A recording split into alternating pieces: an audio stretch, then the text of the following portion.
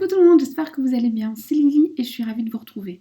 Aujourd'hui, interrogeons les guides, l'univers et les oracles afin de savoir ce que cette personne cache au fond de son cœur. On parle bien sûr des choses cachées, certaines que tu as probablement pressenties, mais d'autres aussi qui vont peut-être t'étonner. C'est normal, on parle de ce qui est caché, hein, c'est l'idée. Il y a des bonnes surprises, il y en a des moins bonnes. Il faut vraiment regarder ce tirage non pas dans un but de juger, un but de condamner ou simplement pour être rassuré. Ce tirage a vraiment un but de compréhension, comprendre ce que ressent l'autre, ce que veut l'autre et où il s'en va. Non pas pour le condamner, non pas pour être fâché, ça ne fait pas de sens, mais pour pouvoir réfléchir et décider si c'est bon pour vous ou pas. D'accord? On y va. Alors, aujourd'hui, il n'y a pas plus simple. Deux choix et fais ton choix. Choisis ton oracle. J'espère que tu as fait ton choix. Moi, j'y vais. Et timing en barre de description. Premier choix. Qu'est-ce que cette personne cache au fond de son cœur? Pour le premier choix. Oracle. Parle-moi.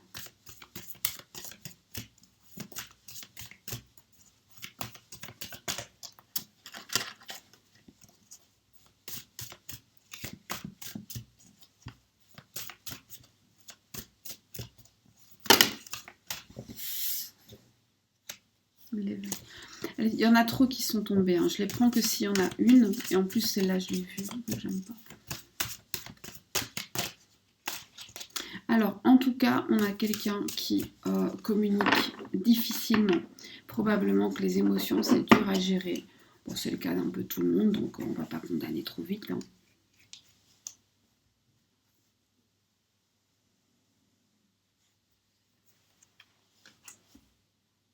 Ce que cette personne vous cache, c'est qu'il a déjà un problème d'ego. Donc c'est peut-être quelqu'un, on est dans un extrême ou dans un autre. Donc soit cette personne se montre très sûre de lui, très catégorique, très inflexible pour cacher en fait ses insécurités. Soit c'est quelqu'un qui se montre très insécure et en effet, eh bien en fait les insécurités sont encore plus fortes que ce qu'il ou elle vous montre.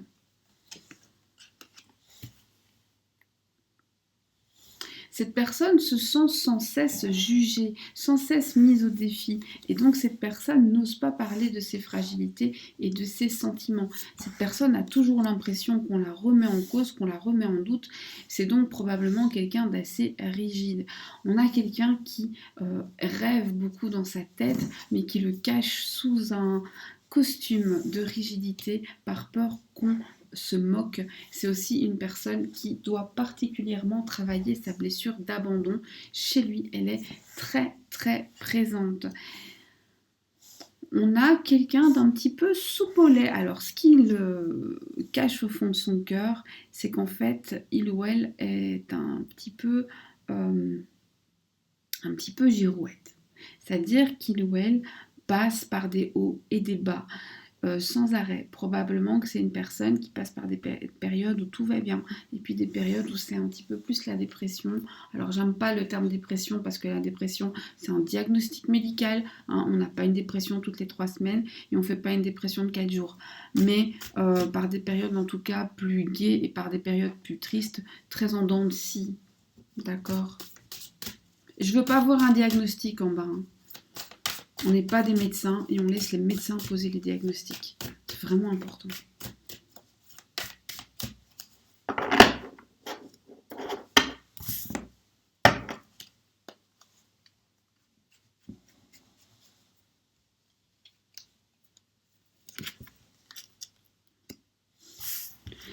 Ce qu'il vous cache au fond de son cœur, c'est qu'en fait, il veut encore être un enfant. Il voudrait n'avoir aucune responsabilité. Il voudrait ne pas être confronté à la dureté du quotidien. Il voudrait que tout soit facile et innocent. Il voudrait qu'il n'y ait rien de compliqué. et il en souffre énormément. C'est probablement quelqu'un qui a du mal à composer avec la dureté du quotidien, d'où un masque de rigidité. Quelqu'un qui est fragile à l'intérieur en fait. Je viens de remarquer, on dirait un citron.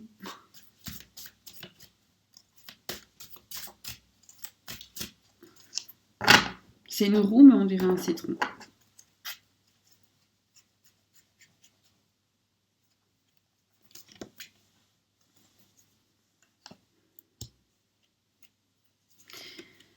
Au fond de son cœur, c'est un rebelle, ou c'est une rebelle. Au fond de son cœur, il ou elle n'aspire qu'à retrouver ses propres origines, revenir à la source de sa propre vie et régler ses problèmes intérieurs. Il ou elle, au fond de son cœur, s'insurge contre un ordre établi, probablement qu'il ou elle subit.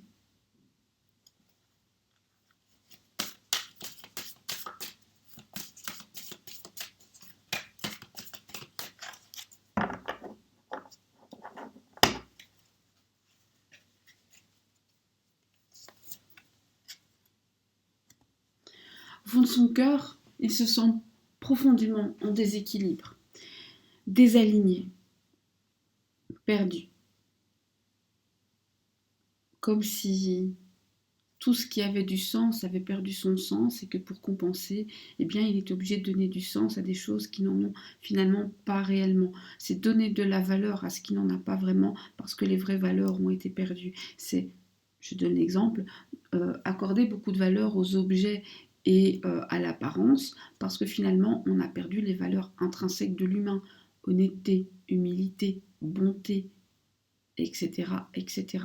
Bien là, c'est pareil, mais c'est aussi valable pour la connaissance de soi. Il s'est perdu en chemin, alors il s'est construit un faux lui-même, un lui-même qui, en société, paraît comme il faut.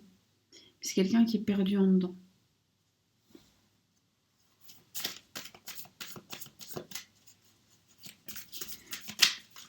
Maintenant, on va voir par rapport à toi. Au fond de son cœur, qu'est-ce que cette personne ressent pour toi et qu'il ne te dit pas? L'envie de construire. Au fond de son cœur, qu'est-ce que cette personne ressent et qu'il nie, qu'il est dans le déni, qu'il rejette? L'envie de revenir près de toi, un feu ardent. Au fond de son cœur, qu'est-ce que cette personne a envie de te dire et te dira effectivement? Que même quand t'es pas là, il ou elle pense à toi. Au fond de son cœur.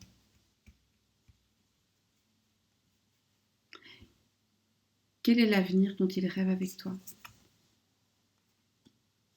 Un avenir où on ne demande de rien.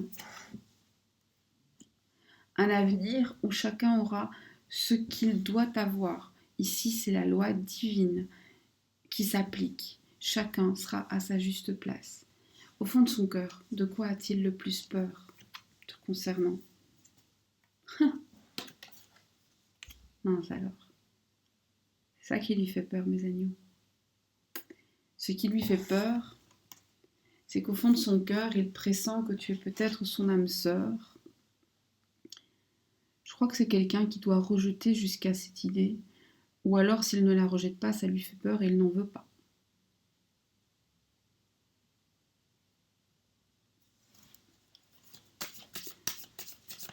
Est-ce qu'il y a quelque chose que tu pourrais dire ou faire afin de débloquer la situation? Est-ce qu'il y a quelque chose que tu peux dire ou faire afin de débloquer la situation? Non, laisse-le seul. Enfin, laisse-le seul. Laisse-le se débrouiller tout seul dans ce contexte. Quel est le conseil pour toi?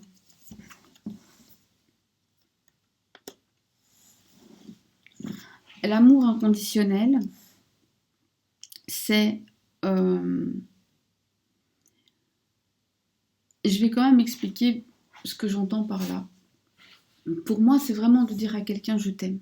Je t'aime infiniment. Quoi que tu fasses, je t'aime. Vous savez, c'est un peu à la manière d'une maman. Sauf que même les mamans mettent des limites à leurs enfants. Vous voyez ce que je veux dire? C'est dire, ok, je t'aime, mais cette action a des conséquences. Ça, je ne l'accepte pas. Et tant que tu feras ça, moi, je ne veux pas de toi. Si un jour tu arrêtes, reviens. Et ce jour-là, si je suis disponible et que tu as été assez intelligent pour ne pas laisser passer trop de temps, eh bien, tu seras le bienvenu. Mais si tu arrives trop tard, eh bien, tant pis. C'est un peu comme pour les gâteaux le dimanche. Si tu n'arrives pas à l'heure, il n'y en a plus. Ça ne voudra pas dire que je t'aime plus, ça ne voudra pas dire que ça enlève de ta valeur, ça voudra dire que dans l'amour inconditionnel, je me suis aimée. Notre première mission sur Terre, c'est de nous aimer nous-mêmes. Quand on aime soi-même, on va mieux. Et c'est un grand travail. Hein. Alors le truc de je m'aime inconditionnellement, non, parce qu'on a tous des complexes, on a tous quelque chose qui ne nous plaît pas, on a tous des soucis. On ne doit pas, heureusement qu'on ne doit pas attendre de s'aimer à 100% pour être aimé. Heureusement, sinon on serait nombreux à ne pas avoir d'amour dans notre vie. Mais on devrait toujours se respecter suffisamment que pour ne pas accepter ce qui porte atteinte à notre amour de nous-mêmes. Et c'est un vrai travail au quotidien. Et ça, c'est ce qu'on vous conseille de faire. Un dernier message pour toi. Révélation. Les révélations, c'est tout ce qui peut venir dans vos rêves, tout ce qui peut venir par signe, tout ce qui peut tout simplement vous arriver par la bouche de quelqu'un. Vous allez en tout cas découvrir des choses. On va quand même voir si elles sont positives ou négatives.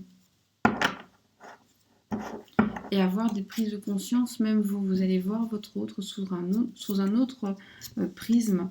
Et grâce à ces révélations, grâce à ce que vous allez apprendre, vous allez enfin réussir à complètement lâcher prise. Complètement. Vous allez laisser passer le truc.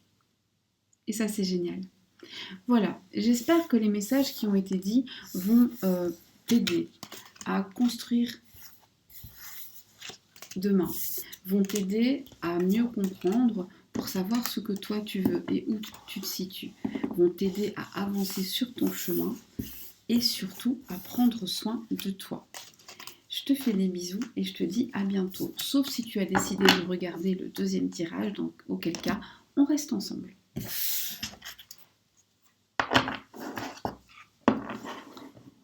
Second choix.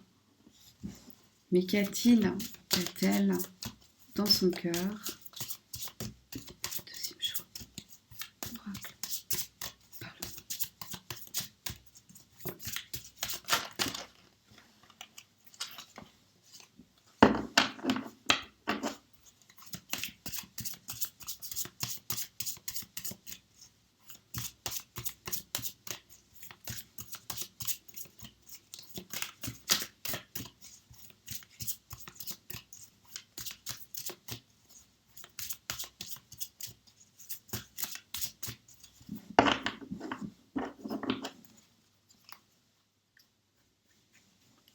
Qu'est-ce qu'il ou elle cache dans son cœur? Le fait de se sentir souvent malade, le fait que tu lui manques, un manque important, un manque physique, un manque charnel. Ce qu'il ou elle cache, c'est l'amour qu'il ressent, ses émotions de manière générale. Ce qu'il ou elle cache, c'est la peur de se tromper. Ce qu'il ou elle cache, c'est l'envie que ce soit à longue durée. C'est sa peur du futur. C'est probablement quelqu'un qui a peur de vieillir et de mal vieillir. Encore? Bon, alors, je vais montrer comme ça, je pense qu'on voit. C'est la carte de l'âme sœur. Cette personne a peur de vieillir sans un âme sœur, mais cette personne a aussi peur du concept d'âme sœur. Alors, les deux tirages se rejoignent là-dessus. Donc, si tu ne savais pas, si tu ne pouvais pas choisir, ben voilà la raison. C'est parce que les deux concernent cette notion. Je précise aussi que des âmes sœurs, on en a plusieurs dans une vie. Et c'est pas parce que c'est une âme sœur qu'il faut tout accepter, tout et n'importe quoi. La carte s'appelle comme ça, je respecte l'oracle et son créateur, donc je le dis. Mais je suis absolument contre l'idée où, sous prétexte qu'il y a un lien particulier, on accepte tout et n'importe quoi.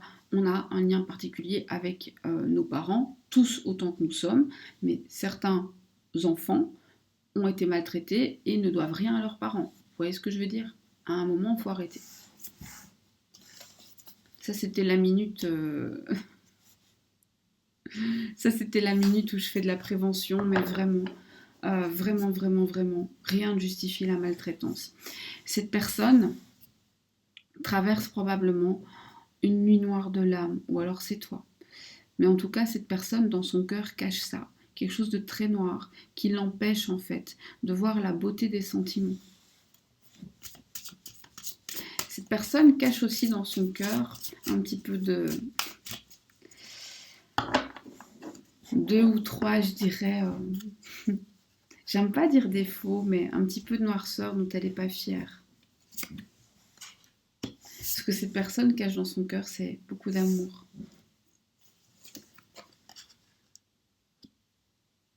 Et sa capacité à négocier pour avoir ce qu'il veut ou ce qu'elle veut. Alors c'est quelqu'un qui probablement fait l'innocent, mais qui sait par moment manipuler son monde. C'est quelqu'un qui ne le fait pas consciemment.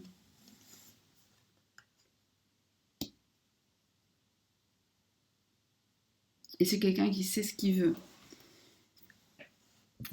C'est quelqu'un qui, dans son cœur, cache donc beaucoup d'amour, beaucoup de chaleur, de la passion. L'envie d'aller loin et longtemps. Mais sa peur face à des sentiments justement trop forts, qui contrastent avec son envie de contrôler.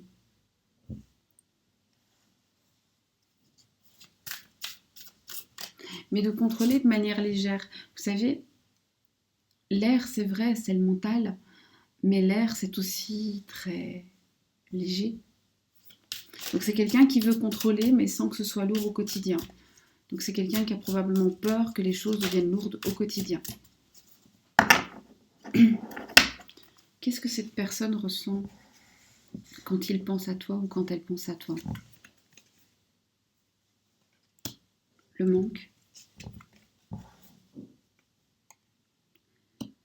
la difficulté, le besoin de faire des obstacles, l'envie de se rapprocher. Cette personne a le sentiment de devoir se sacrifier. Quand il pense à toi, il ou elle a l'impression d'avoir loupé le coche, il ou elle se sent indécis. Il ne sait pas quoi faire. Quand il ou elle pense à toi, il ou elle est agité, extrêmement agité. Qu'est-ce qu'il agite comme ça? On a vu, hein, c'est quelqu'un qui n'est pas du tout à l'aise avec des sentiments trop forts à gérer pour cette personne. Est-ce que c'est ça qui le met mal à l'aise? Oui, c'est ça. Il y en a trop en fait. Il y a trop de tout. Et donc la personne rejette. Moi, ce que je voudrais savoir, est-ce que toi, tu peux dire ou faire quelque chose pour aider cette personne? Être joyeux. Ne pas réprimer tes propres émotions. N'aie pas peur que ce soit encore plus. Tu as droit à tes émotions. Cette personne a besoin que tu ressentes des choses pour un jour pouvoir exprimer ce qu'il ressent lui-même ou elle-même. Qu'est-ce qu'il ne faut pas faire? N'essaye pas d'être trop catégorique, n'essaye pas de faire la loi, n'essaye pas de t'imposer. Un conseil pour que toi tu sois bien, écoute ton intuition, toujours. La prochaine étape pour toi, c'était la même chose dans le tirage d'avant. Hein. Tu vas soit avoir un message, soit en rêve, soit par des signes, soit vraiment quelqu'un va te contacter et te dire quelque chose concernant cette personne, concernant votre histoire, et ça va faire toute la lumière. Ça, c'est l'étape d'après. Comment réagir face à cette nouvelle? Calmement, plante des graines et prends conscience que ça mettra du temps à grandir et à évoluer. Un conseil pour toi?